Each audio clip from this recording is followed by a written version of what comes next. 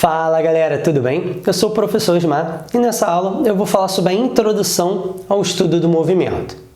Para isso, a gente começa a falar sobre algumas definições. A primeira delas é a classificação do corpo entre ponto material e partícula ou corpo extenso, ok? Nessa classificação a gente trabalha com o quê?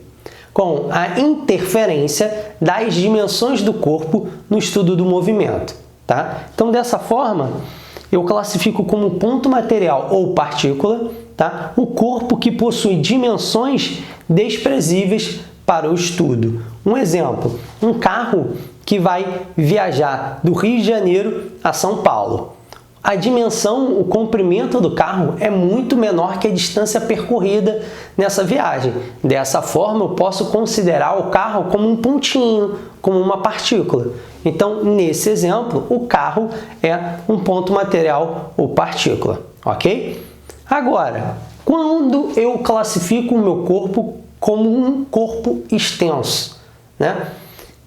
Vai ser o contrário de ponto material ou partícula. Se ponto material ou partícula as dimensões são desprezíveis, no corpo extenso as dimensões não são desprezíveis para o estudo do movimento, tá bom? E aí, um exemplo, né? Imagina um trem que tem um comprimento x que vai atravessar um túnel que tem um comprimento 2x, ok? O comprimento do túnel ele não é muito maior que o comprimento do trem. Dessa forma, eu não posso desprezar o tamanho do trem, ok? Então, quando eu vou estudar qual o tempo que leva para o trem atravessar completamente esse túnel, eu tenho que levar em consideração as dimensões do trem, tá bom? Então, nesse exemplo, o trem é considerado um corpo extenso, tá bom? Beleza? Compreenderam? Entenderam bem essa diferença entre ponto material ou partícula e corpo extenso? Ponto material ou partícula, dimensões desprezíveis para o estudo. Corpo extenso, as dimensões não são desprezíveis para o estudo, tá bom? E aí eu dei o exemplo do carro viajando do Rio a São Paulo, né? Como ponto material ou partícula, e um trem com comprimento x atravessando um túnel com comprimento 2x, né? Como um corpo extenso. Só um detalhe, um carro, no exemplo que eu dei, era um ponto material, mas isso não impede que num outro estudo, esse mesmo carro seja considerado como um corpo extenso, ok? Tá bom? Então, vai depender do corpo e do que eu estou estudando, da minha situação física, para poder descobrir, para poder entender se essa dimensão é desprezível ou não, tá bom? E agora, continuando com as definições, vamos falar sobre referencial. O que é o referencial? De uma forma curta, um referencial é um corpo ou um sistema da onde eu vou realizar observações, descrições, é para onde eu vou olhar. Eu vou, a partir dali, descrever as minhas leis da física, tá bom? Então, é desse referencial que você vai observar e vai falar qual é a velocidade de um corpo, a posição de um corpo, sempre em relação ao referencial que você está escolhendo ou que está sendo dado no problema, tá bom? Beleza? Movimento ou repouso e trajetória, tá? São outras duas definições muito importantes aí nessa introdução ao estudo do movimento. Primeiro vamos falar então sobre movimento ou repouso. Como é que eu respondo se um corpo está em movimento ou em repouso, né? Por exemplo, eu tenho aqui uma cadeira, tá? E aí eu posso perguntar em relação à cadeira, então a cadeira é o meu referencial, em relação à cadeira eu estou em movimento ou em repouso? Então repara, eu tenho que definir qual é o meu referencial, tá bom? Para poder responder a pergunta se o corpo está em movimento ou em repouso. Então por isso que para responder essa pergunta, eu tenho que definir um referencial, porque a resposta dela depende do referencial. Então, por exemplo, para a cadeira que está ali, a distância que eu estou da cadeira não está variando com o tempo, ok? Dessa forma, eu estou em repouso em relação à cadeira. A cadeira também está em repouso em relação a mim, beleza? Agora, se eu estiver andando aqui, ok? Se eu estiver andando, a distância entre a cadeira, né, e a minha pessoa está mudando. E aí, eu já não estou mais em repouso, eu estou em movimento, ok? Então, basicamente é isso. Você vai analisar a distância entre o referencial e o corpo. Se essa distância varia no decorrer do tempo, eu falo que está em movimento. Se a distância não variar, quer dizer que está em repouso, ok? Beleza? Deu para entender isso? Em alguns exercícios, eles pedem para você focar em um ponto do corpo. Um ponto da roda de uma bicicleta, por exemplo. E aí você vai definir justamente pensando nessa ideia de distância em relação ao referencial. Se a distância variar no decorrer do tempo, o corpo está em movimento. Se não variar, o corpo está em repouso. Ok? Tranquilo? E a trajetória? O que é a trajetória? A trajetória é um conjunto de posições ocupadas pelo corpo no decorrer do tempo. Ok? Repara, esse conjunto depende da onde você está observando. Um exemplo, né? Se eu pego uma caneta, ok? Jogo para cima, para mim a caneta está subindo em linha reta, descendo em linha reta, ok? Tranquilo? Estou aqui em repouso, subiu em linha reta, desceu em linha reta, ok? Imagina agora que eu começo a andar, vou andar, né? Indo para a câmera e vou lançando a caneta, ok? Repara, para mim continua subindo e descendo em linha reta, mas se tem uma pessoa aqui do lado observando, ela vai ver a caneta, além de subir e descer, ela também ir para frente. Por quê? Quando eu jogo a caneta, eu estou aqui, próximo ao quadro, ok? Só que quando eu pego a caneta ela já está mais próxima da câmera do que antes. Antes, ela estava bem próxima do quadro, ok? Aqui, ó. Beleza? Para mim, a caneta subiu e desceu em linha reta, só que uma pessoa que, né, se estivesse aqui do lado, ela ia ver, além da caneta subir e descer, a caneta ir para frente, ok? Dessa forma, para essa pessoa que estaria aqui do lado, ia vir uma parábola. Para mim, que também estou indo para frente, é como se a caneta só se deslocasse para cima e para baixo. No meu referencial, a caneta subiu em linha reta, desceu em linha reta. No referencial da pessoa que estaria aqui do lado, a caneta descreveu uma parábola. Então, é por isso que nós dizemos que a trajetória, ela também depende do referencial. Ok? Tranquilo? Conseguiram entender essa parte? Então, essas são as definições iniciais que nós temos para começar a estudar o movimento. Continuando, vamos agora para o tópico 2 da aula. Vamos falar agora sobre os conceitos básicos. Primeiro, a ideia, o conceito de espaço, tá? Então, eu tenho aqui uma trajetória, ok? E aí, eu tenho o meu corpo, o meu bloco aí, numa posição 10. Tá? Então, vamos entender o que é essa grandeza chamada espaço, tá bom? Primeira coisa, eu tenho uma trajetória, tá? E essa trajetória, ela tem um marco zero, ok? A minha origem dos espaços, ok? Então, eu tenho que ter o meu referencial, o meu zero, o meu ponto, a partir do qual eu vou começar a contar. Tudo bem? Então, aqui eu tenho meu ponto zero, meu marco zero ou origem dos espaços, tá bom?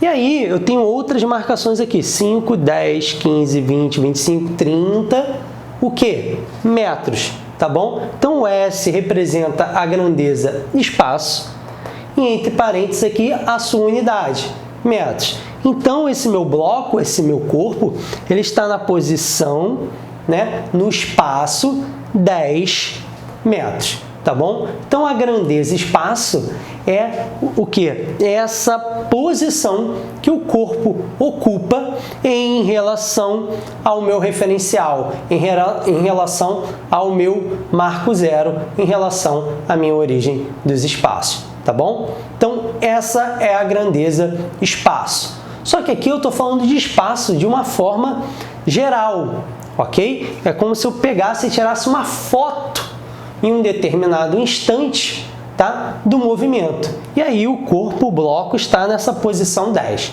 Tudo bem? Só que para estudar um movimento, eu não preciso, né? Eu não posso ter apenas uma foto. Eu tenho que ter pelo menos 2 instantes, tá bom? Nesse momento inicial, eu vou estudar, tá, o movimento precisando de pelo menos 2 instantes, tá bom? E aí, a gente vem para os conceitos de deslocamento escalar ou variação do espaço e intervalo de tempo, tá bom? Então, vamos lá. De novo, né? Essa situação, vamos imaginar que essa situação que eu representei aqui é a minha situação inicial. Como você pode reparar por esse desenho, qual é a diferença deste desenho para este? Agora, eu especifiquei que quando o corpo está nesse espaço 10 metros, o seu tempo é igual a zero, ou seja, é o início do movimento. Eu vou fazer um recorte no movimento que eu vou estudar e esse é o ponto inicial desse recorte. Tudo bem? E aí o corpo vai se deslocando até que, no instante de tempo 5 segundos, esse corpo estará no espaço 30 metros, na posição 30 metros. Tudo bem? Então, inicialmente, no tempo inicial igual a zero, o corpo estava na posição, no espaço 10 metros. Agora, depois de 5 segundos, ou seja, no instante 5 segundos, o corpo está no espaço 30 metros. Tudo bem? Beleza? E aí a gente tem que definir algumas grandezas. Primeiro, esse S0. Sempre que eu tenho subíndice 0, esse subíndice 0 indica o instante inicial, é algo inicial. Então, aqui, ó, T0 é o meu tempo, meu instante inicial. Meu S0 é o meu espaço inicial. Então, o S0, meu espaço inicial, 10 metros, ok? Meu T0, meu tempo inicial, 0. E agora, no final do meu recorte, eu tenho o corpo na posição, no espaço 30 metros.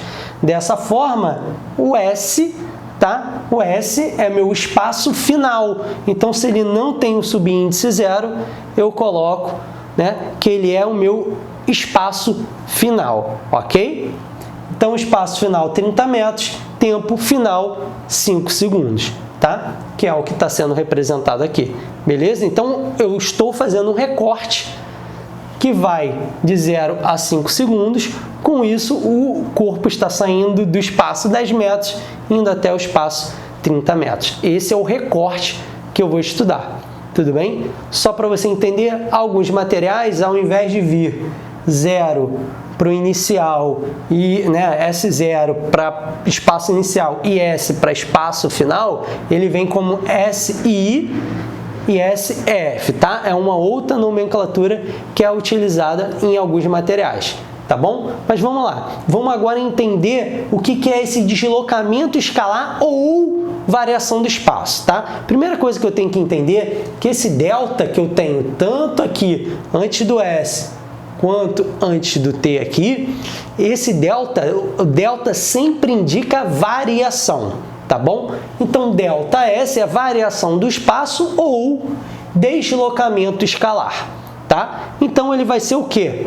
O espaço final, meu S, menos o meu espaço inicial. Então, meu delta S é S menos S0, tá bom? Então, o meu deslocamento escalar ou variação do espaço é dada pela subtração, né, da posição final, do espaço final, menos o espaço inicial, ok? E o ΔT, da mesma forma que eu fiz com ΔS, eu vou fazer com ΔT, ou seja, é o tempo final menos o tempo inicial, tá bom? Então, para esse exemplo aqui, eu tenho ΔS, espaço final, 30, espaço inicial, 10. Dessa forma, meu ΔS é igual a 20 metros, ok? E o meu ΔT, meu intervalo de tempo, tempo final, 5 menos tempo inicial, 0. E isso me dá um ΔT, um intervalo de tempo de 5 segundos, ok? Então, com isso, a gente entendeu o que é essa grandeza espaço, tá bom? E entendeu o que significa o deslocamento escalar ou variação do espaço, que é o meu ΔS, e o intervalo de tempo, que é o ΔT, tá bom? E agora eu vou juntar tudo isso, eu vou conectar a ideia, né, do deslocamento escalar com o intervalo de tempo. Por quê? Esse deslocamento escalar, ele ocorre no intervalo de tempo ΔT. Dessa forma, eu tenho uma relação entre eles, que vai me dar a informação que é chamada de velocidade escalar média. O que é essa velocidade escalar média? É a razão entre o deslocamento escalar ou variação do espaço, tá? E o intervalo de tempo que decorreu, né? Que passou para o móvel, para o corpo, deslocar, né, essa quantidade aí que ele anda. Beleza? Tranquilo? Então, como é que eu escrevo isso matematicamente? Velocidade média, Vm, é igual ao meu deslocamento escalar, ΔS, dividido pelo intervalo de tempo. Ok? Então, dessa forma, eu vou calcular a minha velocidade escalar média. Aí, um detalhe importante. Quais são as unidades, tá, da velocidade escalar média? Eu tenho metros por segundo, quilômetros por hora, posso ter centímetros por segundo, milímetros por segundo, dependendo, né, do meu problema, dependendo do que eu estou estudando, tá bom? As mais utilizadas são metros por segundo, que é a unidade do Sistema Internacional para a velocidade, tá bom? Já que a unidade no Sistema Internacional para a distância, né, é metro, para comprimento é metro, e para o tempo é segundo. Então, isso nos leva à velocidade, né, ter a unidade em metro por segundo no Sistema Internacional, tá? E a outra que eu utilizo muito é a quilômetro por hora. Como é que eu converto de uma para outra? De metro por segundo para quilômetro por hora, eu multiplico por 3,6, ok? E ao contrário, de quilômetro por hora para metro por segundo, eu vou dividir por 3,6, tá bom? Então, as duas unidades mais utilizadas são metro por segundo e quilômetro por hora. Eu consigo converter de metro por segundo para quilômetro por hora multiplicando por 3,6 e de quilômetro por hora para metro por segundo dividindo por 3,6, tá bom? E agora, então, vamos fechar a aula continuando esse exemplo que eu estava dando, tá? Aqui eu calculei e obtive ΔS igual a 20 metros. Calculei o ΔT e obtive 5 segundos. Eu não falei que agora a gente ia juntar essas informações? A gente vai juntar na velocidade média. Então, a velocidade média vai ser o deslocamento escalar, que foi de 20 metros, dividido pelo intervalo de tempo. Ou seja, o móvel, o corpo, andou 20 metros em 5 segundos. Então, quero saber a média. Quanto, em média, ele anda a cada segundo? É isso que significa a minha velocidade escalar média. É o quanto, em média, o corpo se deslocou em 1 segundo. Ou, se não for em segundo, em 1 hora. Ou seja, por unidade de tempo. Tá bom? Então, nesse meu exemplo, 20 dividido por 5, 4 metros por segundo. Então, nesse exemplo aqui, o móvel tem uma velocidade média de 4 metros por segundo. E aí, para a gente entender essa conversão, se a questão pede em quilômetros por hora, eu vou pegar o 4, vou multiplicar por 3,6 e nesse caso aqui, como é 4 vezes 3,6, eu vou obter 14,4 km por hora. Pessoal, espero que vocês tenham gostado da aula, né? Tenham entendido e curtam, compartilhem, se inscrevam no canal e até a próxima aula.